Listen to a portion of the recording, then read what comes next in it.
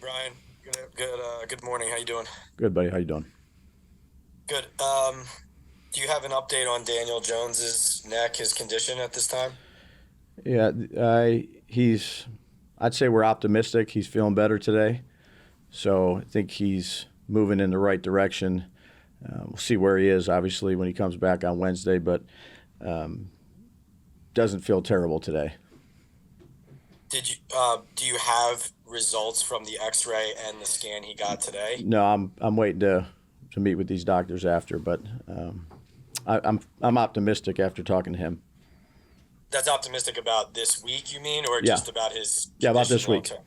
Yep. Got it. Thanks. Yep. Mark Canizero. Hey, Dabes. I'm just curious, when things are going the way they're going right now, I know you and Joe and everybody on your staff know that staying the course is the right way to go and believing in what you're doing. But how difficult is it, and what's the dynamic in terms of making sure your locker room understands that's the way to go and not to panic and think the sky's falling? Yeah, again, that's stuff, Mark, that we've talked about since day one. You're going to go through some adversity. When that is, you never know. But you are consistent with your approach. The players are in right now. We looked at a small sample of tape in the team meeting. Now they're with the coordinators and the position coaches and looking at some of the things that went well and then obviously some of the things that didn't go well and working to improve those. And if I could just quickly follow, I know you're probably in communication with John Mara a lot and whatnot. Can you characterize kind of how that's been going with those guys? Because I'm sure that this is not what they expected as well. Yeah, we have a great ownership group. So we communicate on a daily basis about things we can improve on. And, it's a great ownership group. Thanks. Yep. Tim Jones. Hey, Dabes. Between the game ending and now that we're on Zoom with you, what message have you sent to players about this season, about the next game, about, frankly, turning this thing around if you can? Yeah, it's really the same, Kim. You come in, you look at the tape, you go through some of the things that were good and that can help you along the way, then look at a few things that are not as where you want them to be. They meet with their coaches, coordinators, they meet with their position coaches, and you put this game to bed and get ready for next week, kind of when they leave. Where is your level of hope on Andrew Thomas and Saquon this week? I think it's yet to be determined here, so we'll see. I think Saquon's probably closer than Andrew Thomas is. And if I could sneak another one in, your offensive line obviously struggled yesterday, and a player or so really took it to heart. You want players who care. I certainly understand that. But how do you rebuild confidence in a player or players that you might still need because of what the numbers are on a roster? Yeah, you have to, get with them again this week. All the guys, not just offensive line, everybody. Obviously, we all need to improve. Coach them on the details. Go out there and do what you need to do at practice, and then, have the confidence when you go out there in the game to execute it. I have more, but I won't do that to you. Thank you. Okay, you're welcome. Paul Schwartz. Hey, Brian. Hey, Paul. Hey, how much of a relief is it with Daniel? This is a guy who missed 6 games not long ago. Necks are funky things. You know what I mean? You have to err on the side of caution. How much of a relief is this with him? Yeah, I want to get back upstairs and meet with the trainers and the doctors. So, just having talked to him, he said he, feels probably better than maybe he thought he would feel. So let's, I'm going to just hold off until I, get an update and go through that. But optimistic after talking to him. Right. The scan will tell a lot, though, right? He may, guys feel good and much better, but if there's something on there that they say, we got to, that's a little something, then, a neck, you're not going to push a guy out there, right? So yeah, we'll cross that bridge once I get more info. But again, he feels pretty good today. What How did you assess what he? We asked you a little bit yesterday, obviously, how he played. It seemed difficult to assess at times how he played because of what was going on. Yeah, I think he made some good throws under a good amount of pressure. That throw that he made to Darren, he took a little punch step and was ready to throw it, and there was somebody on him right now and put it where he needed to put it. There was times where he had, a little bit more time. The little double move to Waller. But I'd say he threw some balls under pressure and escaped and made some plays. Certainly have to do a good job of protecting them. Would you consider the throw to Slayton as one of those that seemed pretty close? Yeah, it was close. It was very, very close. So, Daniel is a very tough competitor, and he took some shots, and I'd say he he's a tough competitor. Thanks. Yep. Thank you, Brian. Tom Canneman. Hey, Brian, how you doing? Hey, Tom. I know there's a ton of tape you can watch and a bunch of analytics you can look at, but do you ever sit down and say to yourself, I don't understand why this is not working this year? Is there a gut feeling that you can go by? No, you just watch the tape. So when you're we played, I'd say, complimentary football to a degree yesterday, but we didn't finish in the red zone, and we gave up 10 explosive plays and didn't get any. So when you're not finishing drives and scoring, and they're getting, they had 3 plays over 60 yards and 10 plays near 300. Our defense did a good job of taking care of the ball, obviously scoring. Offensively, we did a good job of protecting ball, but not scoring. So other games are different. We had a very poor turnover ratio margin, and we had to try to get that fixed. So there's, each game is a little bit different.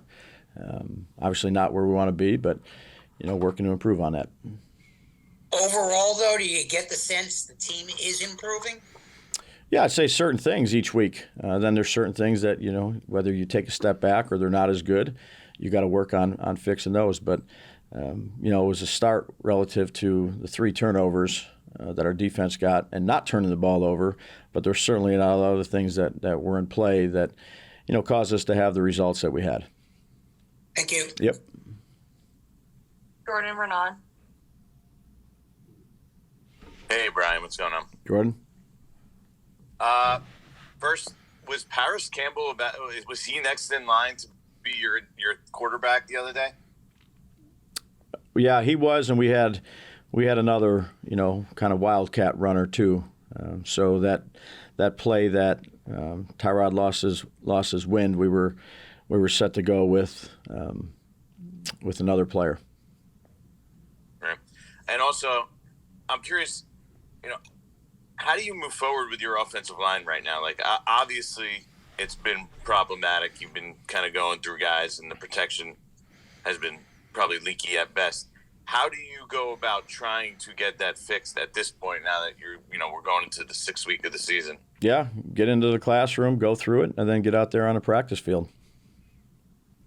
What about personnel-wise? Do you have anything would you like to stick with the same guys? Is there a unit that you have in mind that guys, do you want to keep them on certain sides, move guys around at this point? Well, that's why you rotate guys around in training camp. It's not because you want to all the time. It's because guys have to get used to playing different spots, because there are injuries. So I think we've had quite a different roster lineups relative to the offensive line, and something we're working on to improve, and we'll continue to do that. And Ben, last one, any update on McKeithen? McKeithen, I think he'll be okay. Okay. Yep. Brian Dunleavy.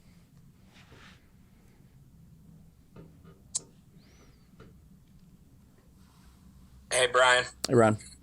Hey, 2 position groups for you. I'll start with receiver.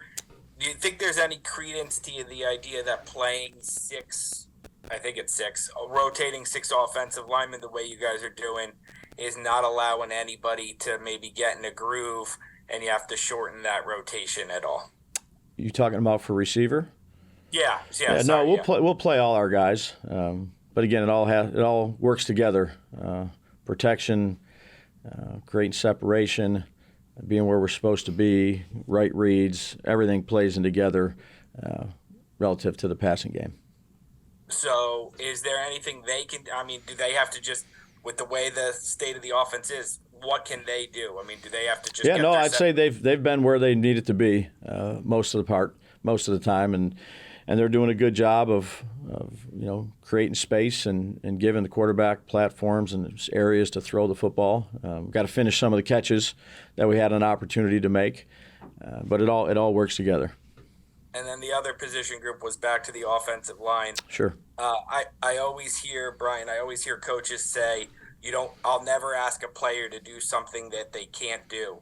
So, what gives you confidence that McKeithen, who through all the rotations that you did during summer, he never got a first team rep when we were there, can be a first team guard, or a Zudu, who I think got first team left tackle reps in the 2 weeks after we stopped coming to practice, but not during training camp, can play left tackle? What gives you confidence you're asking guys to do something that they can actually do if they didn't do it all summer? Yeah, two young players that are improving. Certainly would like to have some playback, just like everybody else would, but right mindset, and they're working to improve every day. We'll take 4 more. Tom Rock. Brian, you've coached in a lot of different places for a lot of different head coaches. Where do you go in your coaching DNA during a time like this for your team? What lessons do you sort of cling to from your path? Yeah, so it's a week to week, day to day proposition of trying to improve, and that's the focus. That's where what you can control. So that's what we do. I know you probably had this coming game circled on your calendar at some level. You and Joe, does the status of your team now and where you are affect that at all? The excitement or the urgency of going back to Buffalo? No, I look. It's the next game. Been in this league a long time. Played against a lot of different teams that I've worked for or players that I've coached. Tremendous amount of respect for the Buffalo Bills organization, and Terry Pagula, and Brandon Beane, Sean McDermott, all their coaches and players. But our focus is always on us, first and foremost, getting ready to play a game, and they're a really good team, so we'll have our work cut out for us. Thanks. Charlotte Carroll. Hey, Davis, how's it going? Good, Charlotte. How are you? Good. I just real quickly wanted to clarify with Marcus, is he going to be okay for this week, do you mean, or just okay long term? No, I think, again, I don't want to jump too far ahead. I guess we'll have a better answer for you on Wednesday. I'm optimistic for this week, but again, a lot can happen between now and when we got to play. Thank you. Appreciate it. Last one, Pat Leonard. Hey, Brian, just wanted to clarify on a couple injuries I Sure. don't think we asked about today. Azeez Ojulari's ankle, where does that stand? More on Wednesday for you. And then some guys like John Michael Schmitz, Micah McFadden, 2 guys who missed the last game. How do you feel Yep. about their statuses this week? I'd say too early to tell on both those guys, Pat. Okay. And lastly, Banks, Adoree, Wandale, some guys who got kind of banged up a little bit yesterday. Yep. Any concern there with any of them? No, I think Wandale, as of right now, and again, this could change, he'll probably be down on Wednesday just because of his knee. Don't think it'll be anything to keep him out of the game. But who are the other 2? Adoree? Nothing on Adoree. Deontay Banks and Adoree. Yeah. I'd say limit it probably for Tay, but I don't think anything that'll keep him out at this point.